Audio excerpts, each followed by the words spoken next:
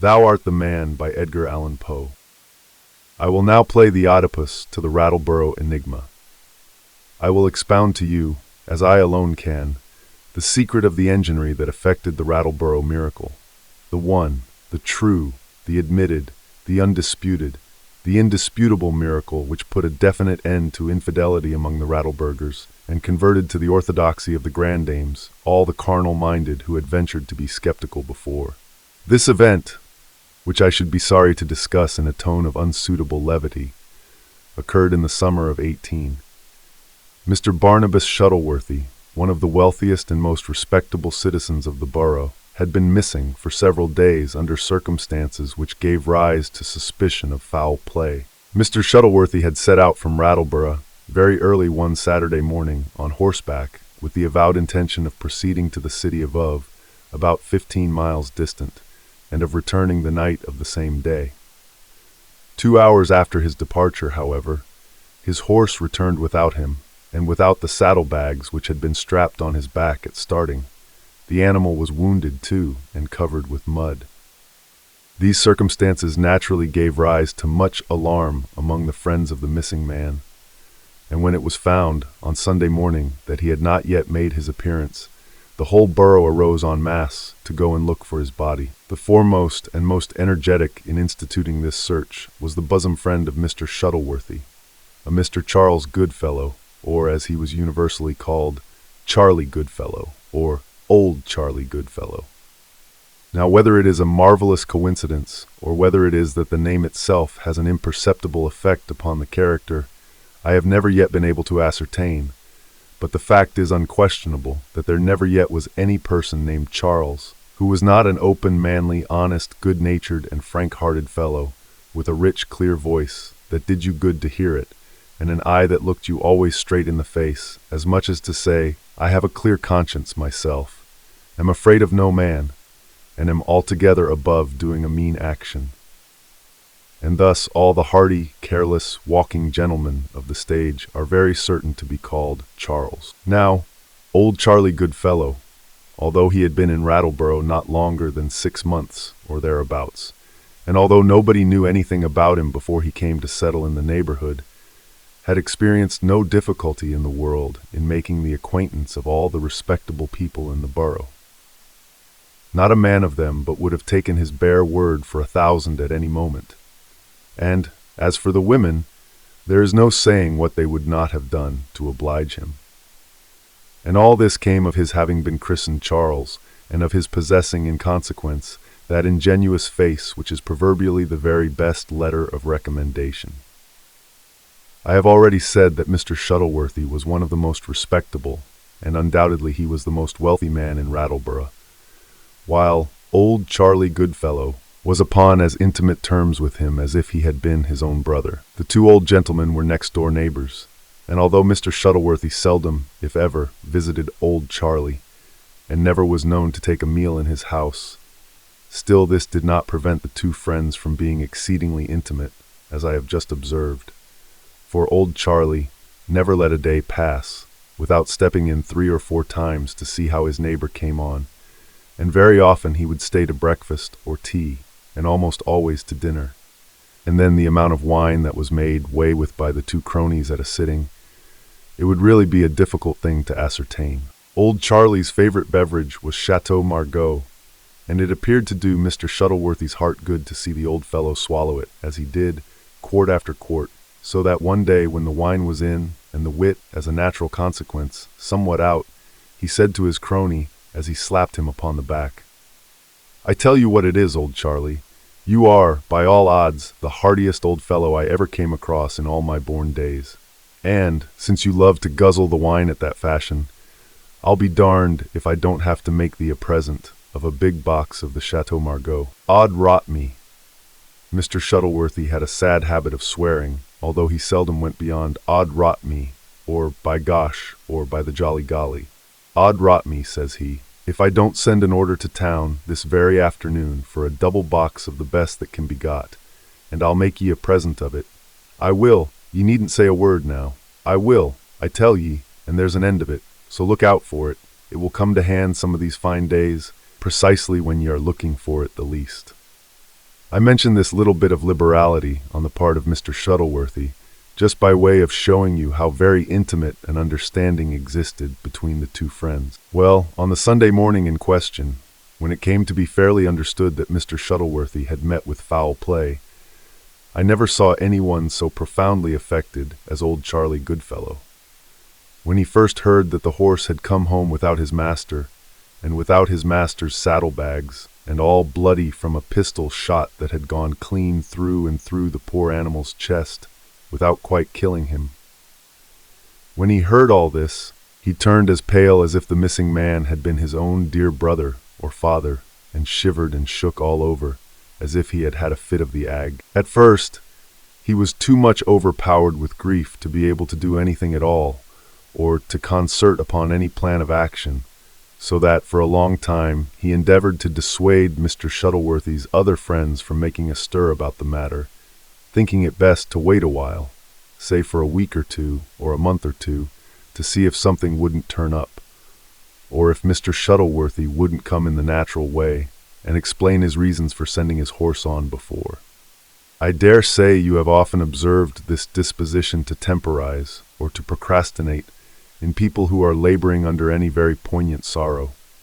Their powers of mind seem to be rendered torpid, so that they have a horror of anything like action, and like nothing in the world so well as to lie quietly in bed and nurse their grief, as the old ladies express it. That is to say, ruminate over their trouble. The people of Rattleborough had, indeed, so high an opinion of the wisdom and discretion of Old Charlie, that the greater part of them felt disposed to agree with him, and not make a stir in the business until something should turn up, as the honest old gentleman worded it.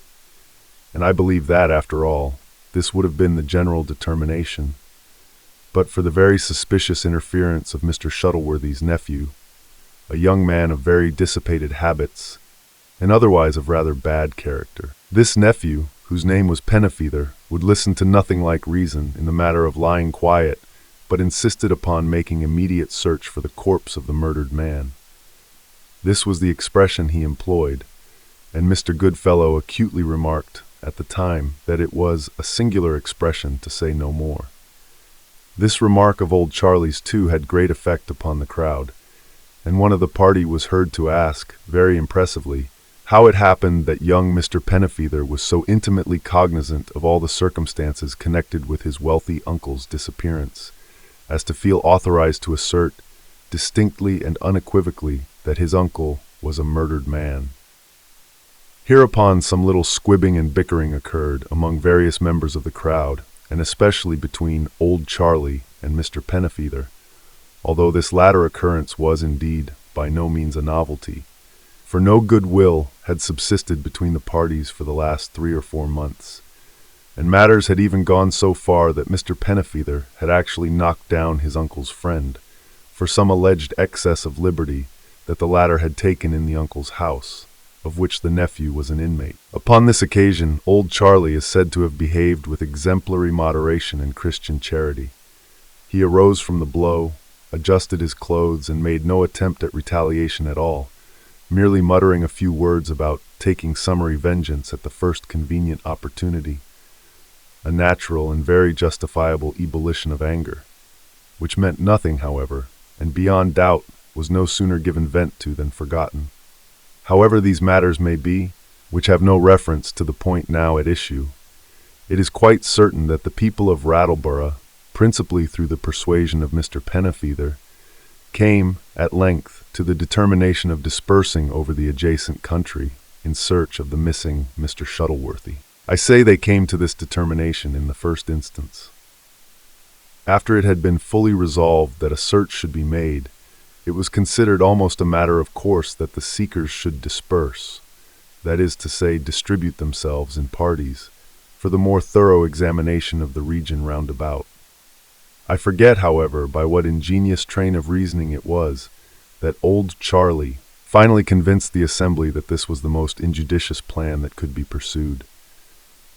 Convince them, however, he did, all except Mr. Pennyfeather, and in the end it was arranged that a search should be instituted carefully and very thoroughly by the burghers en masse, Old Charlie himself leading the way. As for the matter of that, There could have been no better pioneer than old Charlie, whom everybody knew to have the eye of a lynx. But, although he led them into all manner of out-of-the-way holes and corners, by routes that nobody had ever suspected of existing in the neighborhood, and although the search was incessantly kept up, day and night, for nearly a week, still no trace of Mr. Shuttleworthy could be discovered. When I say no trace, however, I must not be understood to speak literally, for trace, to some extent, there certainly was. The poor gentleman had been tracked by his horse's shoes, which were peculiar, to a spot about 3 miles to the east of the borough, on the main road, leading to the city. Here the track made off into a bypath through a piece of woodland, this path coming out again into the main road and cutting off about half a mile of the regular distance. Following the shoe marks down this lane, the party came, at length, to a pool of stagnant water, half hidden by the brambles to the right of the lane, and opposite this pool, all vestige of the track was lost sight of. It appeared, however, that a struggle of some nature had here taken place, and it seemed as if some large and heavy body, much larger and heavier than a man, had been dragged from the bypath to the pool. This latter was carefully dragged twice, but nothing was found, and the party were upon the point of going away, in despair of coming to any result, when Providence suggested to Mr. Goodfellow the expediency of draining the water off altogether. This project was received with cheers and many high compliments to old Charlie upon his sagacity and consideration.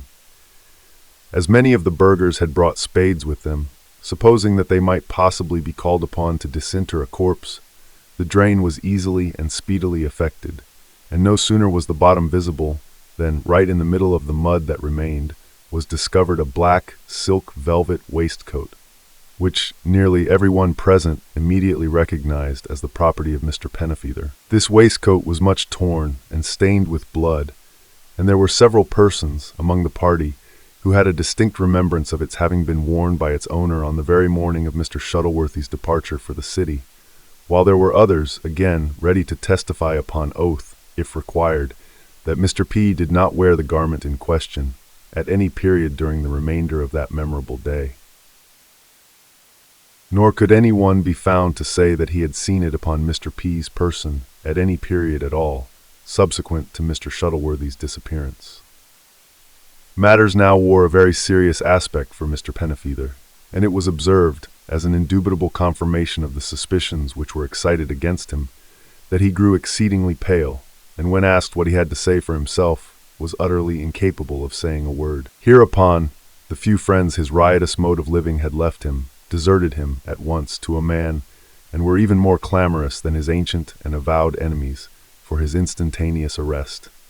But, on the other hand, the magnanimity of Mr. Goodfellow shone forth with only the more brilliant luster through contrast. He made a warm and intensely eloquent defense of Mr. Pennyfeather, in which he alluded, more than once, to his own sincere forgiveness of that wild young gentleman, the heir of the worthy Mr. Shuttleworthy, for the insult which he, the young gentleman, had, no doubt in the heat of passion, thought proper to put upon him, Mr. Goodfellow.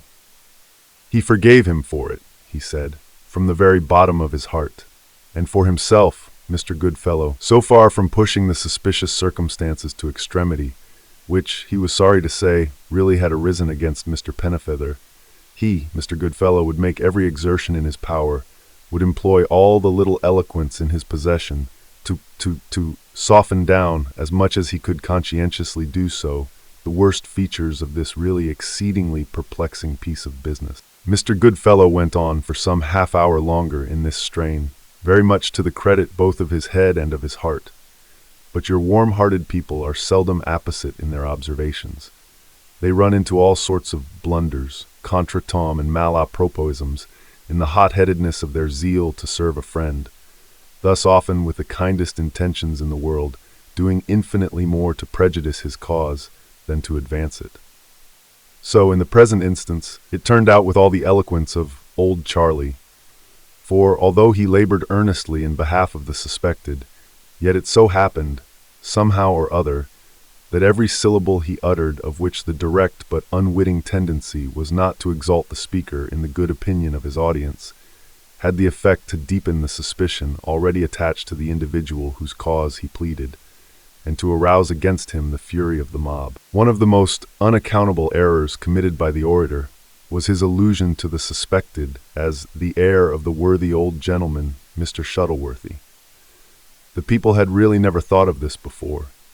They had only remembered certain threats of disinheritance uttered a year or two previously by the uncle, who had no living relative except the nephew, and they had therefore always looked upon this disinheritance as a matter that was settled. So single-minded a race of beings were the Rattleburgers. But the remark of Old Charlie brought them at once to a consideration of this point, and thus gave them to see the possibility of the threats having been nothing more than a threat. And straightway hereupon arose the natural question of cui bono, a question that tended, even more than the waistcoat, to fasten the terrible crime upon the young man. And here, lest I be misunderstood, permit me to digress for one moment, merely to observe that the exceedingly brief and simple Latin phrase which I have employed is invariably mistranslated and misconceived. Cui bono, in all the crack novels and elsewhere, in those of Mrs. Gore, for example, the author of Cecil, a lady who quotes all tongues from the Chaldean to Chickasaw, and is helped to her learning, as needed, upon a systematic plan by Mr. Beckford. In all the crack novels, I say, from those of Bulwer and Dickens to those of Turnapenny and Ainsworth, the two little Latin words cui bono are rendered to what purpose, or as if quo bono, to what good. Their true meaning, nevertheless, is for whose advantage. Quae, to whom, bono, is it for a benefit. It is a purely legal phrase, and applicable precisely in cases such as we have now under consideration, where the probability of the doer of a deed hinges upon the probability of the benefit accruing to this individual or to that from the deed's accomplishment. Now, in the present instance, the question, cui bono, very pointedly implicated Mr. Pennyfeather. His uncle had threatened him, after making a will in his favor, with disinheritance. But the threat had not been actually kept. The original will, it appeared, had not been altered. Had it been altered, the only supposable motive for murder on the part of the suspected would have been the ordinary one of revenge, and even this would have been counteracted by the hope of reinstation into the good graces of the uncle. But, the will being unaltered, while the threat to alter remained suspended over the nephew's head, there appears at once the very strongest possible inducement for the atrocity, and so concluded very sagaciously the worthy citizens of the borough of Rattle. Mr. Pennyfeather was accordingly arrested upon the spot, and the crowd, after some farther search, proceeded homewards, having him in custody. On the route, however, another circumstance occurred, tending to confirm the suspicion entertained. Mr. Goodfellow, whose zeal led him to be always a little in advance of the party, was seen suddenly to run forward a few paces, stoop, and then, apparently, to pick up some small object from the grass. Having quickly examined it, he was observed, too, to make a sort of half-attempt at concealing it in his coat pocket. But this action was noticed, as I say, and consequently prevented. When the object picked up was found to be a Spanish knife, which a dozen persons at once recognized as belonging to Mr. Pennyfeather. Moreover, his initials were engraved upon the handle. The blade of this knife was open and bloody. No doubt now remained of the guilt of the nephew, and immediately upon reaching Rattleborough, he was taken before a magistrate for examination. Here matters again took a most unfavorable turn. The prisoner, being questioned as to his whereabouts on the morning of Mr. Shuttleworthy's disappearance, had absolutely the audacity to acknowledge that, on that very morning, he had been out with his rifle, deer-stalking, in the immediate neighborhood of the pool where the blood-stained waistcoat had been discovered, through the sagacity of Mr. Goodfellow. This latter now came forward, and with tears in his eyes, asked permission to be examined.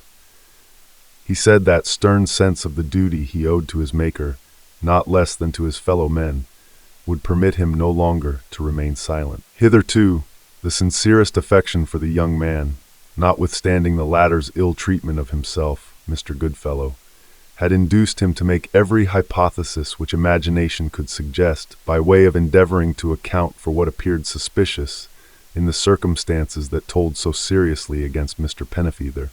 But these circumstances were now altogether too convincing, too damning. He would hesitate no longer.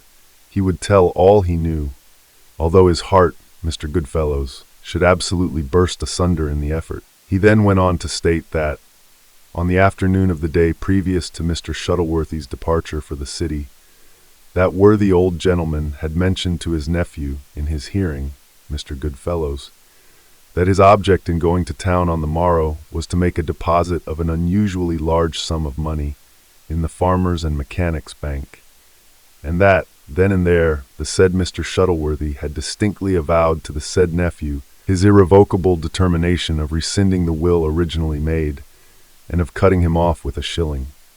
He, the witness, now solemnly called upon the accused to state whether what he, the witness, had just stated was or was not the truth, in every substantial particular. Much to the astonishment of every one present, Mr. Pennyfeather frankly admitted that it was. The magistrate now considered it his duty to send a couple of constables to search the chamber of the accused in the house of his uncle. From this search they almost immediately returned, with the well-known steel-bound russet-leather pocket-book, which the old gentleman had been in the habit of carrying for years. Its valuable contents, however, had been abstracted, and the magistrate in vain endeavored to extort from the prisoner the use which had been made of them, or the place of their concealment. Indeed, he obstinately denied all knowledge of the matter. The constables also discovered, between the bed and sacking of the unhappy man, a shirt and neck-handkerchief, both marked with the initials of his name, and both hideously besmeared with the blood of the victim. At this juncture, it was announced that the horse of the murdered man had just expired in the stable from the effects of the wound he had received, and it was proposed by Mr. Goodfellow that a post-mortem examination of the beast should be immediately made, with the view, if possible, of discovering the ball. This was accordingly done, and, as if to demonstrate, beyond a question, the guilt of the accused, Mr. Goodfellow, after considerable searching in the cavity of the chest, was enabled to detect and to pull forth a bullet of very extraordinary size, which upon trial was found to be exactly adapted to the bore of Mr. Pennyfeather's rifle, while it was far too large for that of any other person in the borough or its vicinity. To render the matter even surer yet, however, this bullet was discovered to have a flaw, or seam, at right angles to the usual suture, and upon examination, this seam corresponded precisely with an accidental ridge, or elevation, in a pair of molds, acknowledged by the accused himself to be his own property. Upon the finding of this bullet, the examining magistrate refused to listen to any farther testimony, and immediately committed the prisoner for trial, declining resolutely to take any bail in the case, although against this severity Mr. Goodfellow very warmly remonstrated, and offered to become surety in whatever amount might be required. This generosity on the part of old Charlie was only in accordance with the whole tenor of his amiable and chivalrous conduct during the entire period of his sojourn in the borough of Rattle. In the present instance, the worthy man was so entirely carried away by the excessive warmth of his sympathy that he seemed to have quite forgotten, when he offered to go bail for his young friend, that he himself, Mr. Goodfellow, did not possess a single dollar's worth of property upon the face of the earth. The result of the committal may be readily foreseen. Mr. Pennyfeather, amid the loud execrations of all Rattleborough, was brought to trial at the next criminal sessions, when the chain of circumstantial evidence, strengthened, as it was, by some additional damning facts, which Mr. Goodfellow's sensitive conscientiousness forbade him to withhold from the court, was considered so unbroken and so thoroughly conclusive that the jury, without leaving their seats, returned an immediate verdict of guilty of murder in the first degree. Soon afterwards, the unhappy wretch received sentence of death, and was remanded to the county jail to await the inexorable vengeance of the law. In the meantime, the noble behavior of old Charlie Goodfellow had doubly endeared him to the honest citizens of the borough.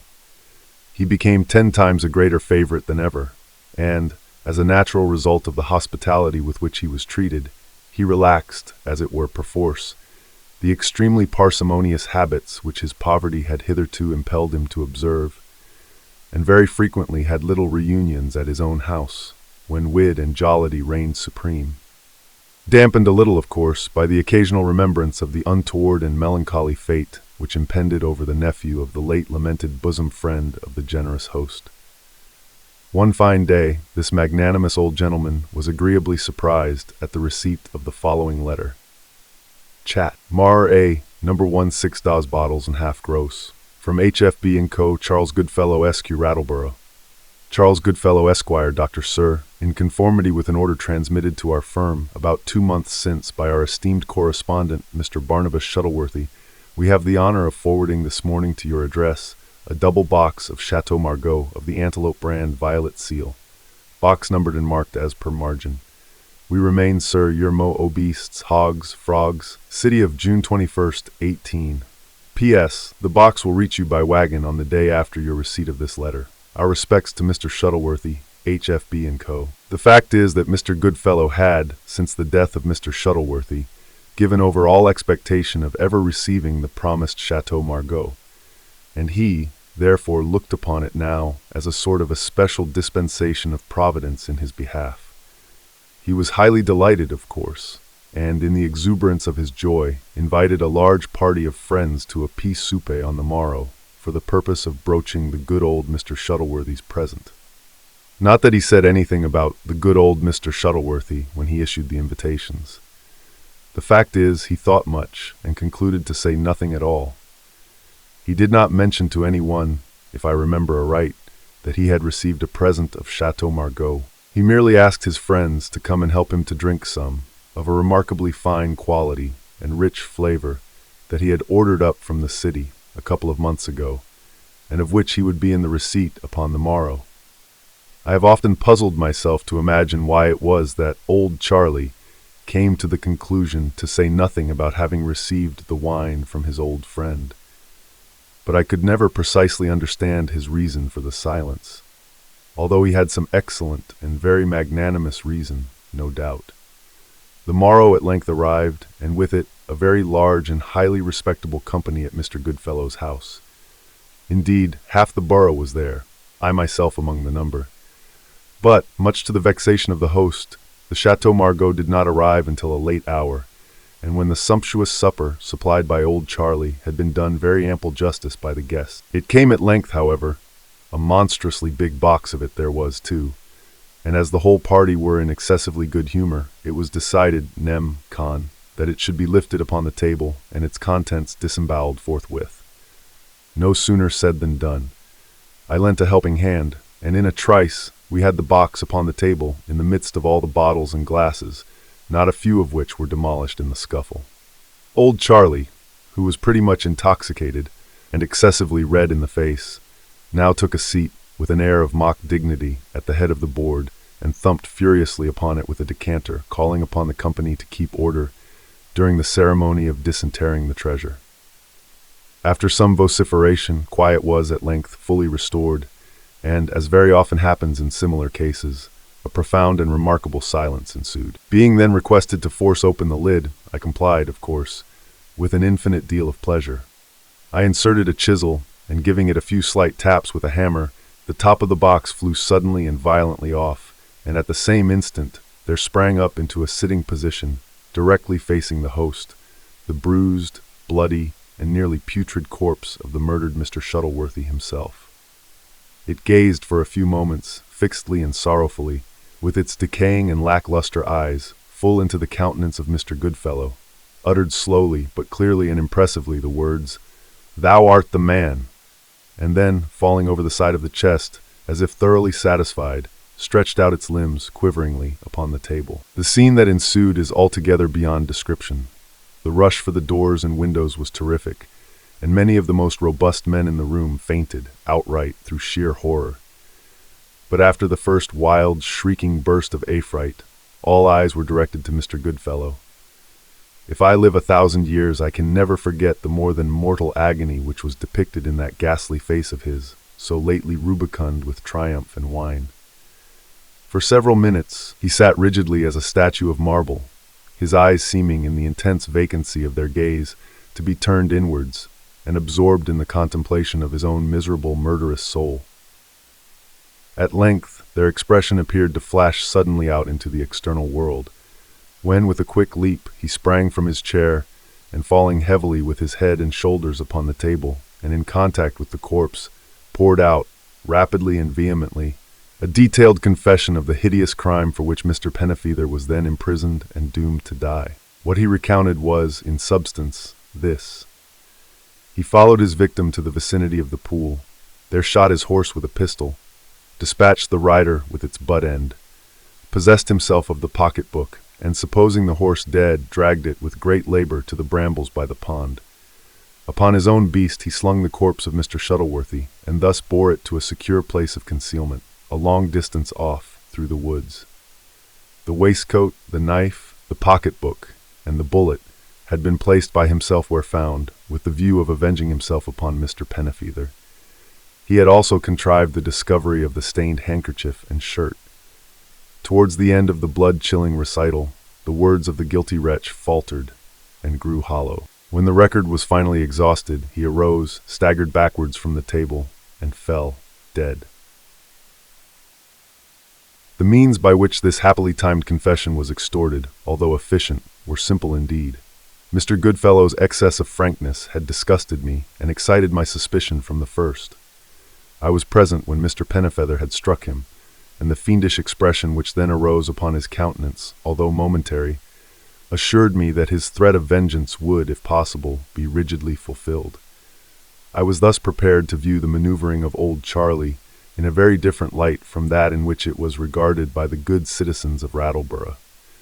I saw at once that all the criminating discoveries arose, either directly or indirectly, from himself. But the fact which clearly opened my eyes to the true state of the case was the affair of the bullet, found by Mr. G in the carcass of the horse. I had not forgotten, although the Rattleburghers had, that there was a hole where the ball had entered the horse, and another where it went out. If it were found in the animal, then, after having made its exit, I saw clearly that it must have been deposited by the person who found it. The bloody shirt and handkerchief confirmed the idea suggested by the bullet, for the blood, upon examination, proved to be capital claret, and no more.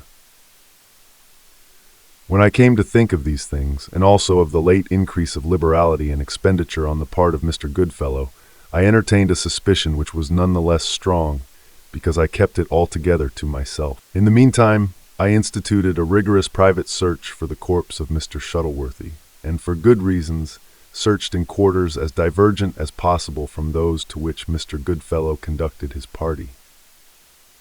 The result was that, after some days, I came across an old dry well, the mouth of which was nearly hidden by brambles, and here at the bottom I discovered what I sought.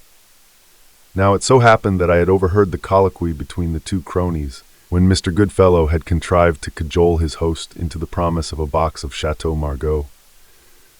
Upon this hint I acted. I procured a stiff piece of whalebone, thrust it down the throat of the corpse, and deposited the latter in an old wine box, taking care so to double the body up as to double the whalebone with it. In this manner I had to press forcibly upon the lid to keep it down, while I secured it with nails, and I anticipated, of course, that as soon as these latter were removed, the top would fly off and the body fly up. Having thus arranged the box, I marked, numbered, and addressed it, as already told, and then, writing a letter in the name of the wine merchants with whom Mr. Shuttleworthy dealt, I gave instructions to my servant to wheel the box to Mr. Goodfellow's door, in a barrow, at a given signal from myself. For the words which I intended the corpse to speak, I confidently depended upon my ventriloquial abilities. For their effect, I counted upon the conscience of the murderous wretch. I believe there is nothing more to be explained. Mr. Pennyfeather was released upon the spot, inherited the fortune of his uncle, profited by the lessons of experience, turned over a new leaf, and led happily, ever afterwards, a new life.